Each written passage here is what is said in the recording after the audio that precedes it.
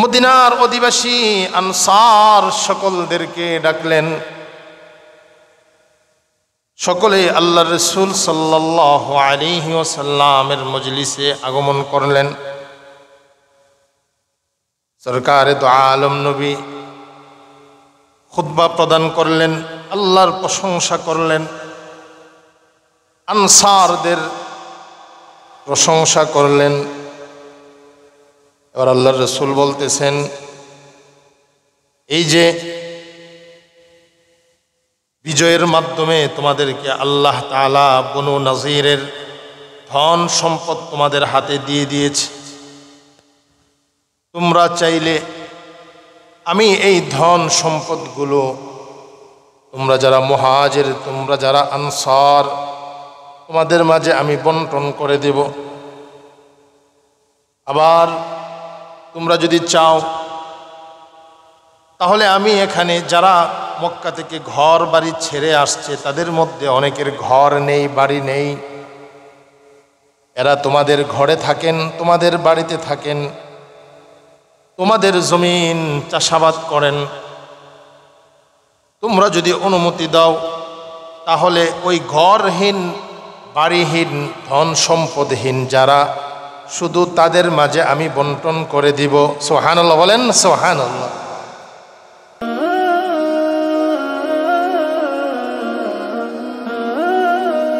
সাহাবী যারা আনসার ছিলেন তাদের আল্লাহ তাআলা চারটা প্রশংসা করেছেন।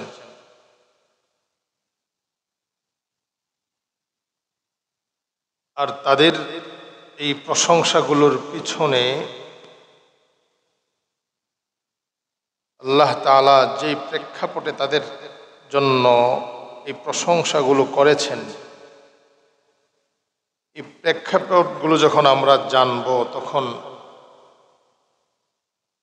এর মধ্যে এমন শিক্ষা রয়েছে যে আমরা যদি এই শিক্ষাগুলো গ্রহণ করতে পারি তাহলে আল্লাহ তাআলা আমাদেরকে উন্নত মানবতা, ইনসানিয়ত যেটাকে বলে, সবচাইতে মানবীয় জীবন, মানুষ শুধু মানুষের প্রতি দরদিই না, নিজের প্রয়োজন থাকা সত্ত্বেও আরেকজনকে তার প্রয়োজন মিটিয়ে দেওয়ার যে মন মানসিকতা, এগুলো আল্লাহ তাআলা আমাদেরকে দান করবেন। সুবহানাল্লাহ।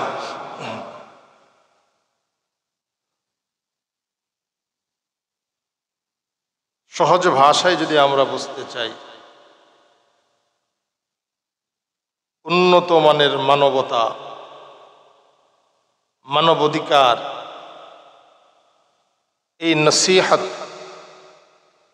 আল্লাহ তাআলা আমাদেরকে কোরআনে কারীমে করেছেন। আর এর পিছনে যে ঘটনাগুলো, এই ঘটনাগুলো হলো সাহাবায়ে কেরামের। সুবহানাল্লাহ। আর তাদের ঘটনাগুলোর প্রেক্ষিতেই আল্লাহ তাআলা কোরআনে কারীমের এই আয়াত নাজিল করেছেন। সুবহানাল্লাহ। এখানে আমাদের জন্য অনেক তালিম, অনেক নসিহত রয়েছে। 4 গুণের প্রথম 2 গুণের আলোচনা আমরা কিছুটা শুনেছি। আল্লাহ তাআলা বলেন, মুহাজিররা মদিনাতে আসার পূর্বে আনসাররা মদিনায় বসবাস করতেছিলেন। ঈমানের পূর্ণতা সহকারে তারা মদিনাতে ঈমানের শহরে রূপান্তরিত করে তারা বসবাস করতেছিলেন। সুবহানাল্লাহ। মুফাসসিরিন কেরাম বলেন, আয়াতের প্রথম অংশে আনসারদের আল্লাহ তাআলা বিশেষ প্রশংসা করেছেন। মদিনাওয়ালারা আল্লাহ রাসূল সাল্লাল্লাহু আলাইহি ওয়াসাল্লাম আসার পূর্বেই তারা প্রস্তুত ছিল, পরিপূর্ণ ঈমানওয়ালা ছিল। এই জন্য তাদের দ্বারা অনেক কোরবানি, অনেক ত্যাগ করার, তাদের দ্বারা এটা প্রমাণিত হয়েছে। 2 নম্বর, ইউহিব্বুনা মান হাজারা ইলাইহিম, এটার উপরে আমাদের আলোচনা হয়েছে। যারাই ঘর বাড়ি ছেড়ে দেশ ছেড়ে তাদের কাছে আসছে, তো এরা তাদের সাথে ভালোবাসা বিনিময় করেছেন। সুবহানাল্লাহ। দুনিয়ার রীতি আর নীতি হলো, বাড়িঘর ছেড়ে কেউ কারো এলাকাতে আসলে তাকে সকলে আশ্রয় দিতে চায় না, সকলে ভালোভাবে তাকে নিতে পারে না। কিন্তু মদিনার আনসাররা, তাদের এত পরিচ্ছন্ন আত্মা আল্লাহ তাআলা তাদেরকে দান করেছিলেন। যারাই তাদের কাছে আসছে শুধু ভালোবাসছে এমন না, নিজের বাড়ি নিজের ঘর অর্ধেক করে তাদেরকে থাকার জন্য ব্যবস্থা করে দিয়েছেন। সুবহানাল্লাহ।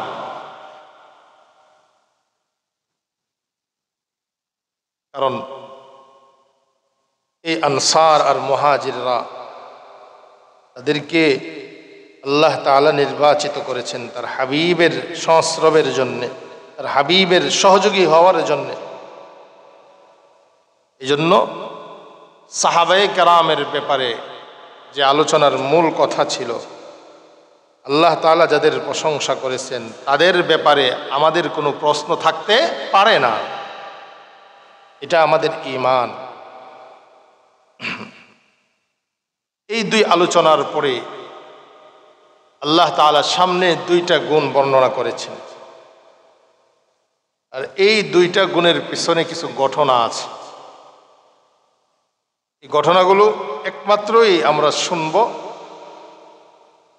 যেন উন্নত মানের মানবতা আমাদের মাঝে আসে। আমাদের মানবতা হলো, আমি মিম্বারে বসে খুব মানবতার কথা বলতেছি, কিন্তু আমার ব্যক্তিগত জীবনে মানবতা নেই, পারিবারিক জীবনে নেই, সামাজিক জীবনে নেই, রাষ্ট্রীয় জীবনে নেই। আমার জায়গাতে এখান থেকে চিন্তা করতে পারেন, আমাদের যে যে দায়িত্বে আছে, মুখে মানবতার অনেক বক্তব্য আমরা শুনি, কিন্তু কার্যকলাপে মানবতা, ইনসানিয়ত, এটা খুব কম পাওয়া যায়। আর তাদের আমালান, তাদের মুখ না, আল্লাহ তাদের আমল বর্ণনা করতেছে। আমল কি? তাদের দেশে একদল আসছে হিজরত করে, তারা যদি আল্লাহ তাআলার পক্ষ থেকে তাদের ব্যাপারে কোনো প্রশংসা হয়েছে, অথবা নবীজি মুহাজিরদেরকে কোনো কারণে কোনো বিষয় বা কোনো জিনিস বা যুদ্ধে গনিমত যেটা মুসলমানরা পেয়েছে, এটা যদি মুহাজিরদেরকে বেশিও দিয়ে দিছে, আল্লাহ বলেন যে তাদের দিলের মধ্যে কোনো হিংসা ছিল না। সুবহানাল্লাহ। কত বড় পরিচ্ছন্ন আত্মা ছিল। ولا يجدون في صدورهم حاجة مما أوتوا ويؤثرون على أنفسهم ولو كان بهم خصاصة। রব্বুল আলামিন বলেন, মক্কার মুহাজিরদেরকে কোনো কিছু দেওয়া হলে আনসারদের দিলে কোনো হিংসা এমনটা তারা অনুভব করেনি। এখানেও ঘটনা আছে। ইহুদিদের এক সম্প্রদায় ছিল বনু নাদির, তাদের এলাকা যখন মুসলমানরা বিজয় করে নিয়েছে,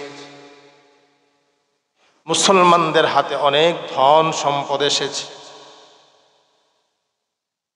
সরকারে দু আলম নবী আনসারদের একজন সরদার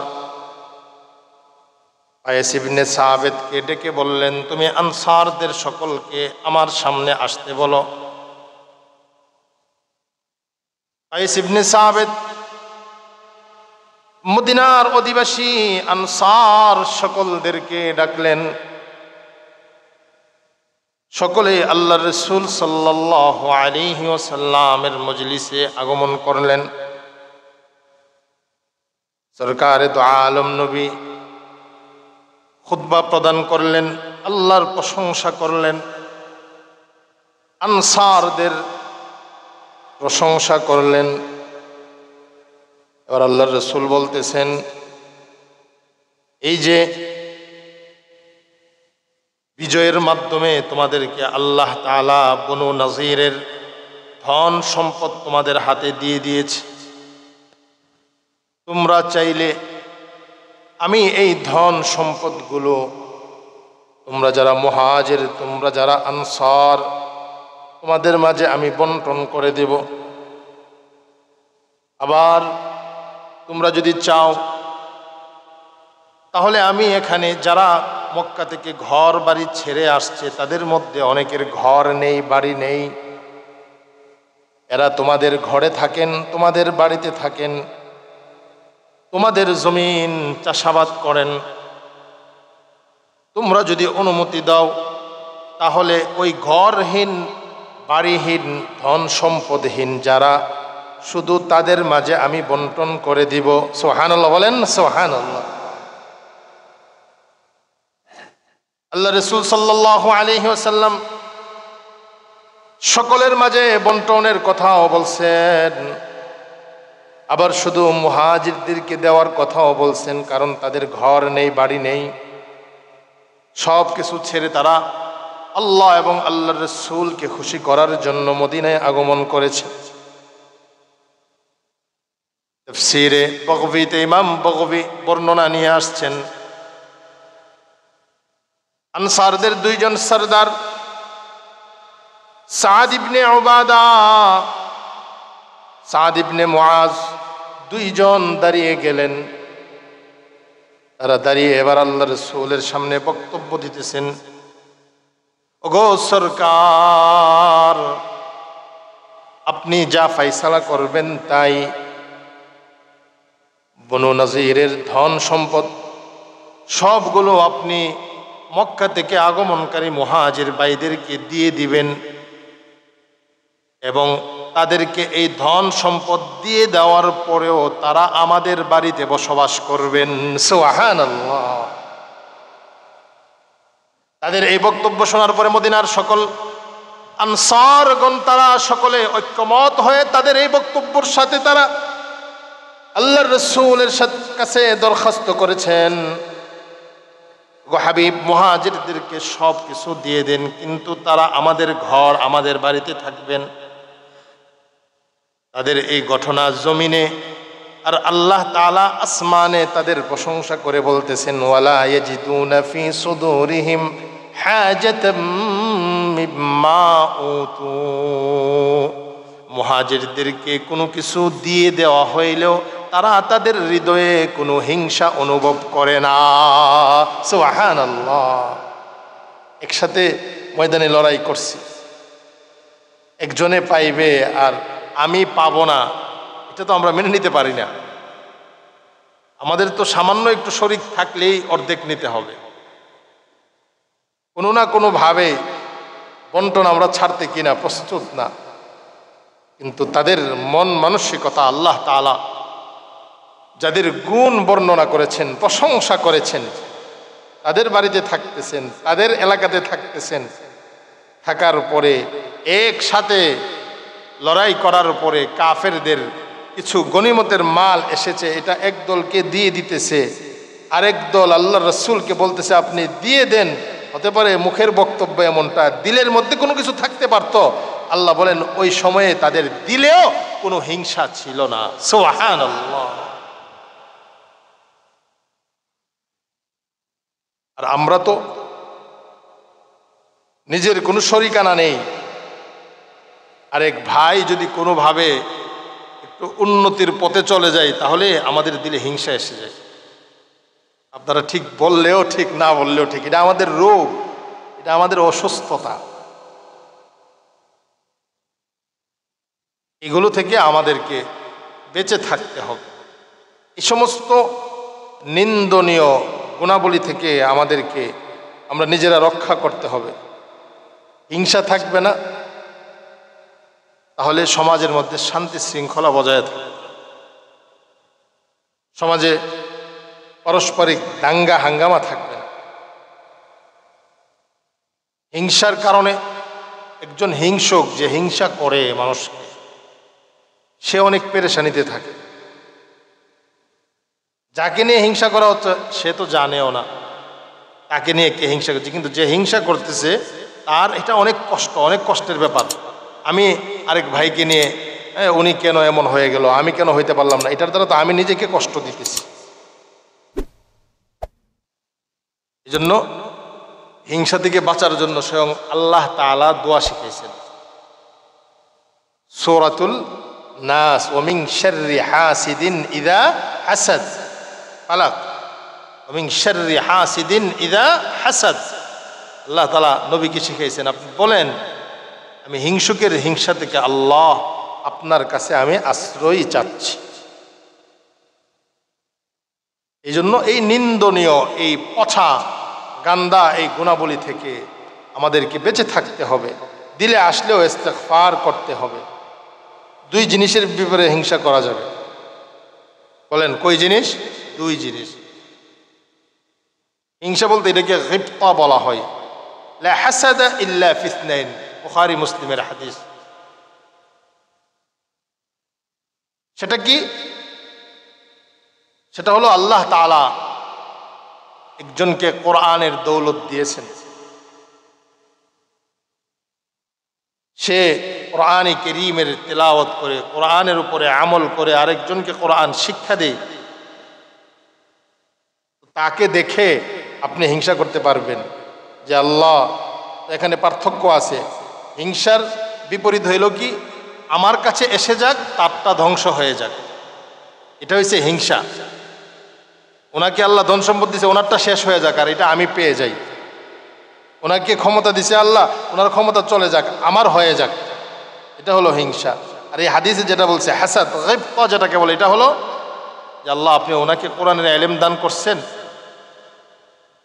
ওনার যেমন আছে এমন আমাকেও দান করেন, সুবহানাল্লাহ।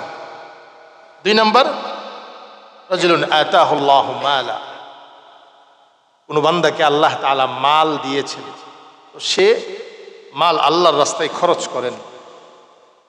আমি দেখে ঈর্ষান্বিত হচ্ছি যে আহা, আল্লাহ তাআলা ওনাকে ধন সম্পদ দিয়েছেন, উনি আল্লাহর রাস্তায় দান খায়রাত করতেছেন, তো আমাকেও যদি আল্লাহ তাআলা এমন ধন সম্পদ দিত আমিও দান খায়রাত করতাম। নবীজি বলেন এই রকমের চিন্তা ভাবনা, এই ঈর্ষা, এটা বৈধ। বলেন এটা কি বৈধ? সাহাবাই কেরামের দিলের অবস্থা কেমন ছিল আল্লাহ তাআলা সেটা বর্ণনা করেছেন। মুখের কথা না, মুখের বক্তব্য আর দিল একরকম ছিল। এই জন্য আল্লাহ তাআলা তাদের প্রশংসা করেছেন। আল্লাহ তাআলা আমাদের প্রত্যেককে হিংসা বিদ্বেষ মুক্ত জীবন দান করেন, আমিন। দ্বিতীয় নম্বর, চতুর্থ নম্বর তাদের গুণাবলী যেটা,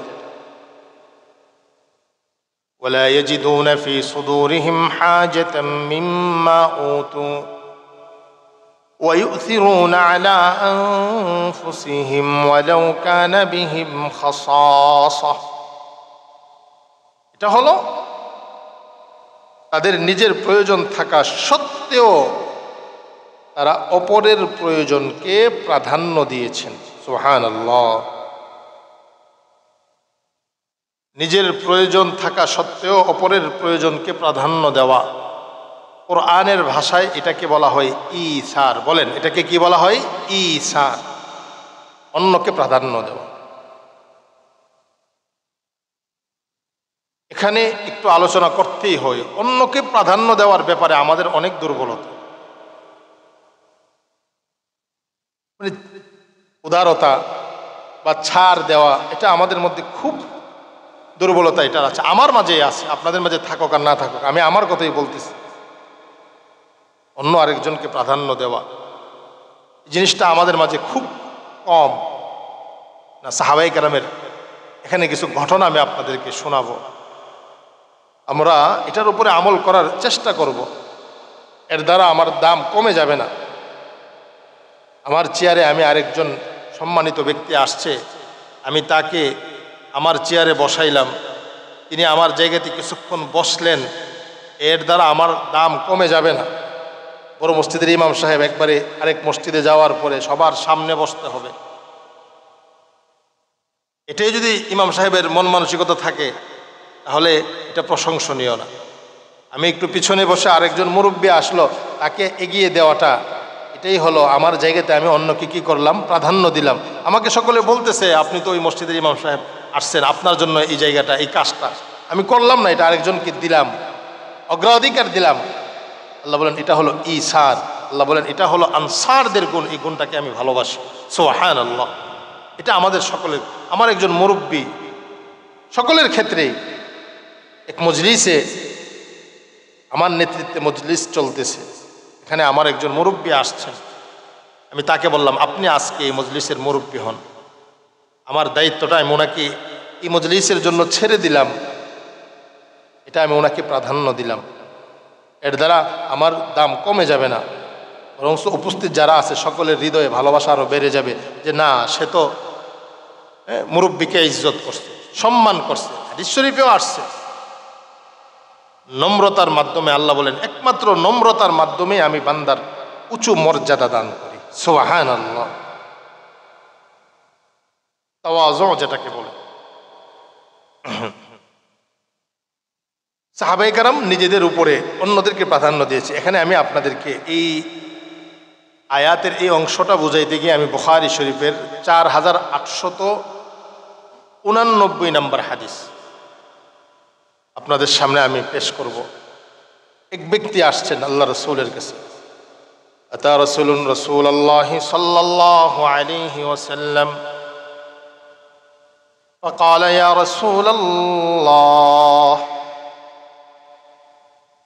قد أصابني الجهد فأرسل إلى نسائه فلم يجد عندهن شيئا। সরকারি দু আলম নবীর কাছে একজন ব্যক্তি আগমন করলেন, এসে বলতেছে ওগো আল্লাহর রাসূল, আসাবানিয়াল জাহাদ, আমার খুব খিদে পেয়েছে, খুব খিদা লেগেছে আমার। এবার আল্লাহ রাসূল সাল্লাল্লাহু আলাইহি ওয়াসাল্লাম এই মেহমানের মেহমানদারি করানোর জন্যে ওনার ঘরে খবর পাঠালেন। ফারসালা ইলা নিসাইহি ফালাম ইয়াজিদ ইনদাহুন্না শাইআ। নবীজি তার ঘরে খবর পাঠালেন যে ঘরে কোনো খাবার আছে কিনা। মেহমান আসছে, ঘর থেকে উত্তর আসছে ঘরে কিছু নাই।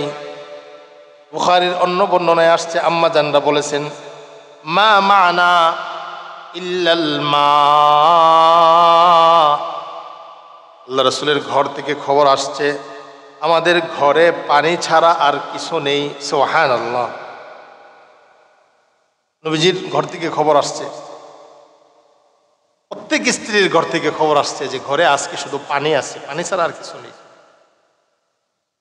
হাদিসের এই অংশটা পড়ার সময় আল্লাহ তাআলা যে আমাদেরকে কত নিয়ামত দিয়েছেন, এটা খুব চিন্তার বিষয়। খুব চিন্তা করছি যে আল্লাহ রাসূল সাল্লাল্লাহু আলাইহি ওয়াসাল্লাম রাহমাতুল লিল আলামিন, সাইয়্যিদুল মুরসালিন, শুধু সারা দুনিয়ার নবীদের সরদার, ইমামুল আম্বিয়া, ওনার ঘরে মেহমানদারি করার মতো কোনো খাবার ছিল না। সিরাতের কিতাবে আসছে, বাচ্চাদেরকে আমি পড়াইছি, আল্লাহ রাসূল সাল্লাল্লাহু আলাইহি ওয়াসাল্লামের ঘরের অবস্থা এমন ছিল যে 2 বেলা পেট ভরে কোনোদিন খেয়েছে এমন কোনোদিন হয় নাই। সুবহানাল্লাহ।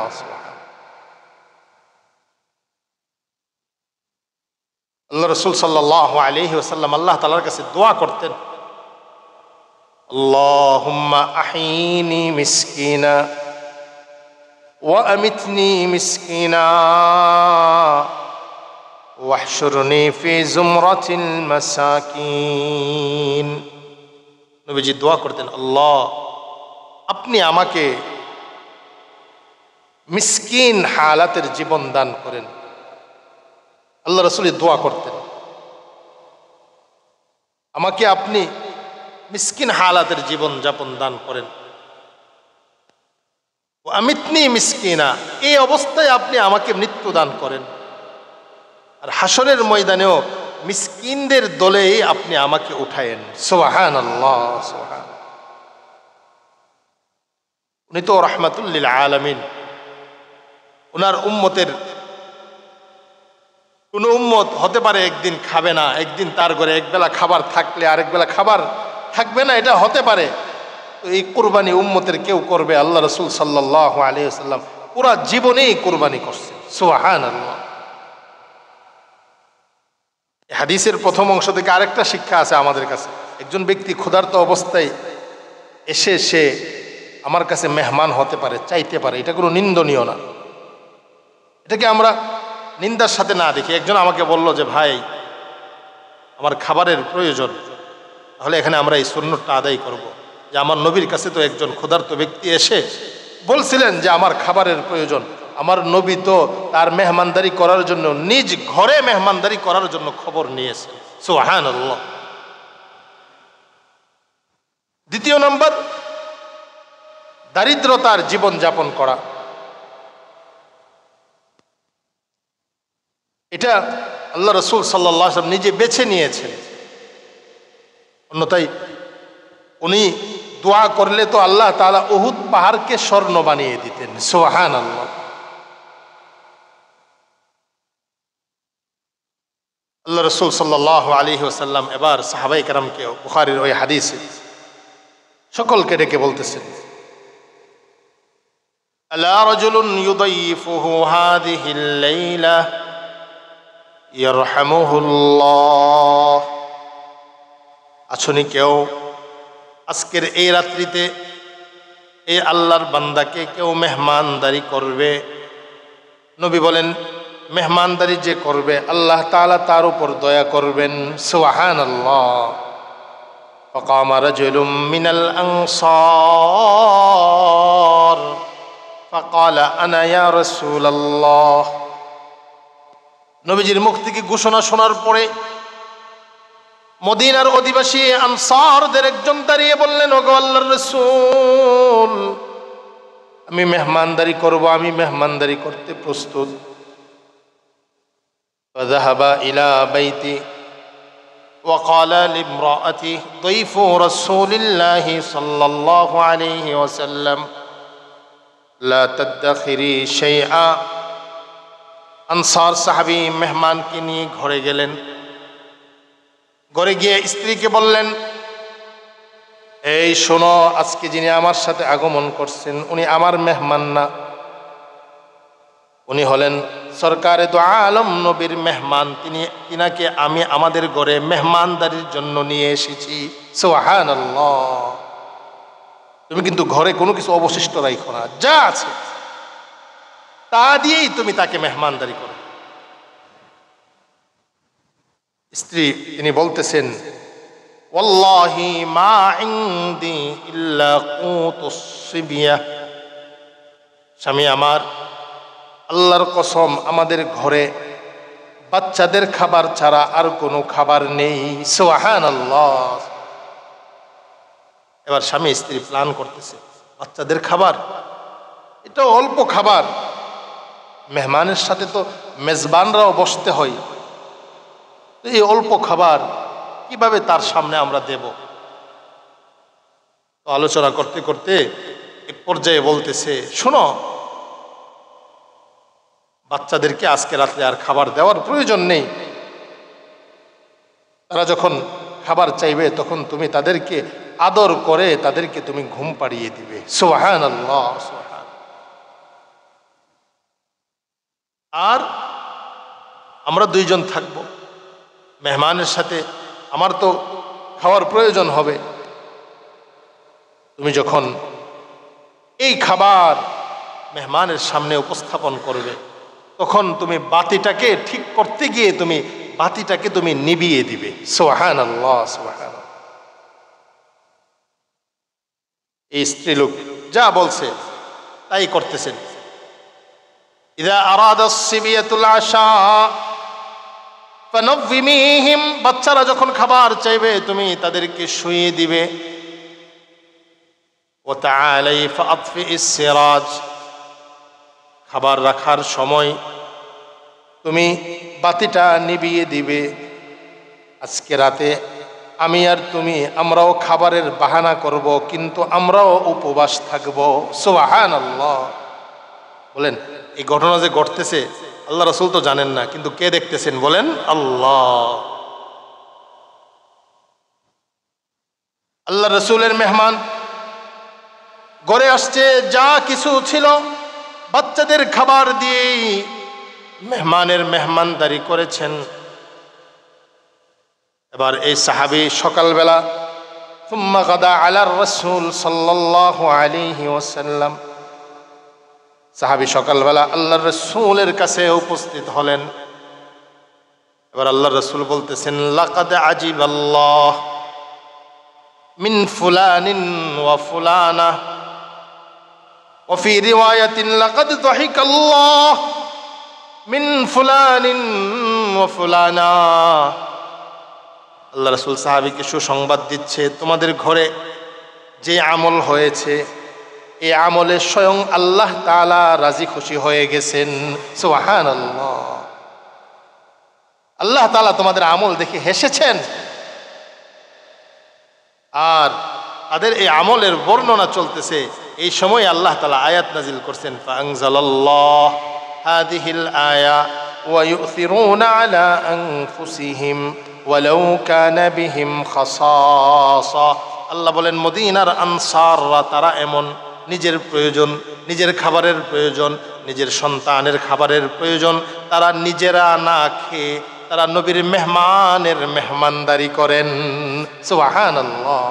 এটা হলো ঈসার, অন্যকে প্রাধান্য দেওয়া। সম্মানিত উপস্থিতি, আল্লাহ তাআলা তো আমাদেরকে অনেক নিয়ামত দিয়েছেন, আমরা তো নিয়ামতের সাগরে হাবুডুবু খাচ্ছি। আমাদের ঈসারের আমল আমাদের মাধ্যমে যদি আমরা করতে সক্ষম না হই, ইহসানের আমলটা করি। ইহসান মানে কি? অনুগ্রহ করা।